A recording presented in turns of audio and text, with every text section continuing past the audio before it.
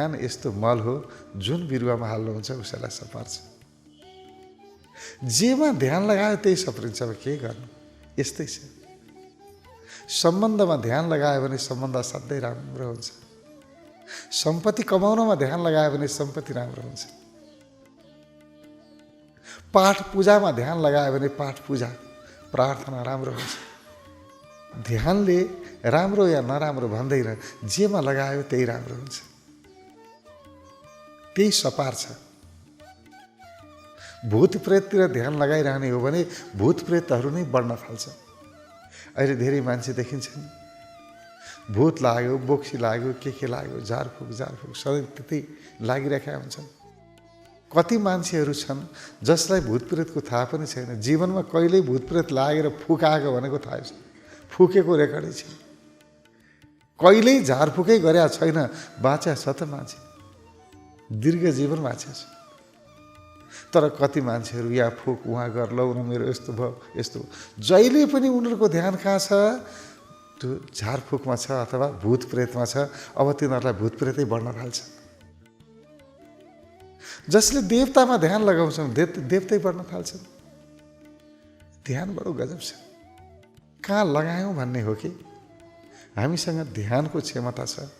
कहाँ ध्यान लगायौँ त्यही बढ्छ। त्यसकारण ध्यानलाई बुझा। आज हाम्रो जीवनमा सुख छ, दुःख छ, जे पनि छ हाम्रो ध्यानको कारणले छ। दुःख छ भने गलतमा हामीले ध्यान लगायौँ अनि दुःख आयो। सुख छ भने राम्रोमा ध्यान लगायौँ, सुख आयो। आखिर बाहिरी व्यवस्था त उस्तै हो सबैको। बाहिरी सुख सुविधा त सबैको उही त हो। कसको चाहिँ के चाहिँ बढी छ र? तर कुनै व्यक्ति प्रसन्न देखिन्छ, खुसी देखिन्छ, कुनै व्यक्ति अत्यन्तै दुखी देखिन्छ। अहिले मर्न पाए पनि हुन्थ्यो भन्छ। फरक के हो? किन यस्तो भयो? बाहिरको व्यवस्थाको कारणले होइन, उसको मनस्थितिको कारणले। कहाँ मन लगायो, कहाँ ध्यान लगायो, त्यसको कारणले नराम्रोमा ध्यान लगाउँछ। कति मान्छेहरू हेर्नुहोस् न, जहिले पनि कुरा गर्यो कि म रोगी छु, जहिले पनि बिमारीको भन्दा कुरै गर्दैन। भेट्यो कि के भयो तपाईँलाई भन्दा के गर्नु, अस्ति पनि टाउको दुख्यो, अस्ति खुट्टा दुख्यो, खालि दुखेको मात्रै, नराम्रो मात्रै कुरा आयो, बिग्रियो।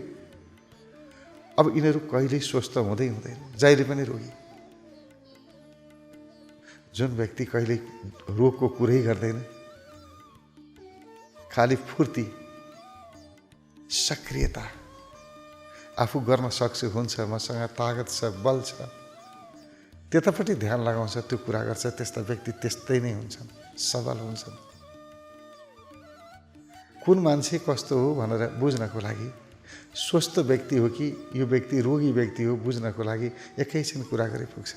जसले जहिले पनि रोगको कुरा गर्छ, अरू मान्छेको कुरा गर्नु पर्यो भने नि हेर्न फलानलाई नि कस्तो रोग लागेछ नि, यहाँ बिरामी भएको छ, त्यो पनि यस्तो भएको छ, खालि बिमारीको मात्रै कुरा गर्छ, त्यो व्यक्ति रोगी हो बुझे हुन्छ।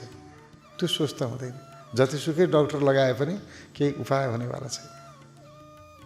जुन व्यक्तिसँग कुरा गर्यो जहिले पनि अभावको कुरा गर्छ, मसँग छैन, मसँग हुँदैन, कस्तो दुःख पाइयो, अरूले कति कति कमाए, आफूले त कमाउन सकिएन, म त अभागी रहेछु, दुर्भागी रहेछु, जसले यस्तो कुरा गरिरहन्छ यो व्यक्ति अभागी नै हो भनेर बुझे हुन्छ। उसले आफ्नो भाग्यलाई अभागतिर लिएर गयो कि उसले लिएर गएको हो, कसैले उसलाई अभागी बनाएको होइन, आफ्नै सोचले बनायो। जहिले पनि अभागको कुरा गर्छ, अभागी नै भन्छ।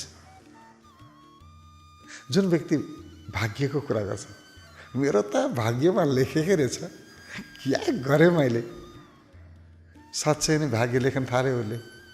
भाग्य लेख्ने पनि हामीले हो, अभाग्य लेख्ने पनि हामीले हो। हामी कहाँ ध्यान दिन्छौँ कुरो त्यति हो, अरू केही होइन। हाम्रो दृष्टि कहाँ छ? भगवानले भन्नुभएको छ नि कुनै ठाउँमा, बाबु तिमी जुन रूपमा भज्छौ म त्यही रूपमा आउँछु। भज्नु भने के हो? ध्यान दिनु। ध्यानै नदिकन त भजन हुँदैन। अब भजन गर्छु म भनेर भजनमा ध्यान नलगाइकन भजन हुन्छ र?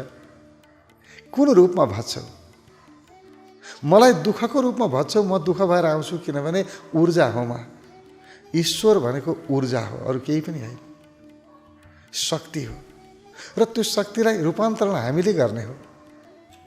ऊर्जा मात्रै आएको छ। जस्तो भनौँ न, यहाँ बिजुली आएको छ, करेन्ट छ, विद्युत शक्ति छ, त्यसलाई त्यो विद्युत शक्ति आफै केही पनि गर्दैन। त्यसलाई केमा प्रयोग गर्ने हाम्रो हातमा छ। पङ्खामा लगाए हावा आउँछ, हिटरमा लगाए पोल्न थाल्छ, तातो आउँछ, फ्रिजमा लगाए चिसो आइस बन्छ। कहाँ लगायौँ हामीले? ईश्वर त्यस्तै हो, ईश्वर मात्रै शक्ति हो। कहाँ लगायौँ हामीले त्यो विचार गर्नुपर्छ। जहाँ ध्यान लगाउँछौँ त्यही शक्ति आउँछ। पङ्खामा ध्यान लगाएँ मैले, बस पङ्खा चल्न थाल्यो। हिटरमा ध्यान लगाएँ, हिटर बल्न थाल्यो। कहाँ ध्यान लगाएँ? ध्यान हो विद्युत ऊर्जा। जहाँ लगायो त्यही हुन्छ। त्यसकारण यो कला बुझ्नुपर्छ, ध्यानको कला। कहाँ ध्यान लगाउने कहाँ नलगाउने थाहा पाउनुपर्छ। जहाँ पायो उहीँ ध्यान लगाएर हुँदैन। गलत ठाउँमा ध्यान दियो कि त्यसको प्रभाव परिहाल्यो, तुरुन्तै पर्छ। ध्यान सर्वोपरि। हे मन, सकारात्मक विषयमा ध्यान लगा। यो चाहिँ तेरो ठाउँ हो, गलतमा नजा। यो ध्यान सर्वे सर्वा हो। मन लाग्ने ठाउँ ध्यानमै हो। केमा ध्यान लगाउने केमा नलगाउने बुझ। गलत ठाउँमा ध्यान लगाएर दुःख पाइयो, अब म लाउँदिनँ, चेत अलिकति। र ध्यान लगाउने ठाउँ कहाँ हो? प्रेममा लगा, सेवामा लगा, यी दुईटामा लगा। अरूले मलाई के दिए त्यता ध्यान नलगा, मैले अरूलाई के दिन सकेँ त्यता ध्यान लगा। आफ्नो ध्यानको दिशा जबसम्म हामी मोड्दैनौँ तबसम्म हामी कहिल्यै सुखी हुनै सक्दैनौँ। सुखको मूल सूत्र नै ध्यान कहाँ लगायौँ भन्ने हो। राम्रोमा ध्यान लगाउनुको विकल्प छैन सुखी हुनको लागि। सुख दुःखको मूल स्रोत नै हाम्रो ध्यान हो। सफा ठाउँमा ध्यान लगायो आनन्द आउँछ। फोहोर ठाउँमा गएर त्यता ध्यान लगायो रोग आउँछ, दुःख आउँछ। ध्यान कहाँ छ? असली कुरा ध्यान कहाँ छ? के गरिराखेको छ, कुन ठाउँमा बसेको छ महत्त्वपूर्ण होइन। स्वर्गमा बस्यो कि नर्कमा बस्यो महत्त्वपूर्ण होइन। महत्त्वपूर्ण ध्यान कहाँ छ भन्ने हो कि जतिसुकै माथि उडे पनि के गर्नुहुन्छ। गिद्ध धेरै माथि आकाशमा उडेको हुन्छ, आकाशको गहिराईमा पुग्यो, तर उसको दृष्टि कहाँ हुन्छ? मरेको सिनोमै हुन्छ। दृष्टि त फोहोरमै छ। जतिसुकै उचाइमा उडोस् न, उसले सफा कुरा भेट्दैन, उसले खानेकुरा सिनो नै भेट्छ। त्यही ध्यान हुन्छ। उसले जहाँ ध्यान लगाउँछ त्यही चिज प्राप्त गर्छ। कहाँ बसेको छ महत्त्वपूर्ण होइन। आकाशमा छ कि पातालमा छ महत्त्वपूर्ण होइन। महलमा बसेको छ कि झुप्रामा बसेको छ यो महत्त्वपूर्ण होइन। उसको दृष्टि कहाँ छ यो महत्त्वपूर्ण हो। आज महलमा बस्ने व्यक्तिहरू पनि तनावमा छन्, डिप्रेसनमा छन्, र झोपडीमा बस्ने व्यक्तिहरू पनि प्रसन्न चित्त छन्, खुसी छन्। किन यस्तो? ध्यान कहाँ लगायो? यति नै हो। नराम्रो कुरामा ध्यान लगाएर राम्रो खोज्नु त सम्भवै हुँदैन नि। किनभने जहाँ ध्यान लगायो थाहा त्यही पाउने हो, के गर्नु। त्यसैले प्रभाव पार्छ। जहाँ ध्यान लगाउनुहुन्छ त्यसैको प्रभाव हामीलाई पर्छ। ध्यान नलगायो भने पटक्कै प्रभाव पर्दैन। ध्यानै छैन के प्रभाव। मैले हिजोको नराम्रो घटना सम्झेँ, त्यहाँ ध्यान लगाएँ, अनि न म दुःखी हुन्छु। हिजो घटना त घट्यो तर मेरो ध्यान त्यहाँ छँदै छैन, अनि के को दुःख नि, सम्झे पो दुःख। ध्यान नलगाइकन न सुख आउँछ न दुःख आउँछ। हिजो मलाई कसैले माया गर्यो, त्यहाँ ध्यान लगाएँ, अहिले याद गरेँ मैले, आहा कस्तो माया गरेको थियो मलाई, प्रसन्न हुन्छ, मन खुसी हुन्छ।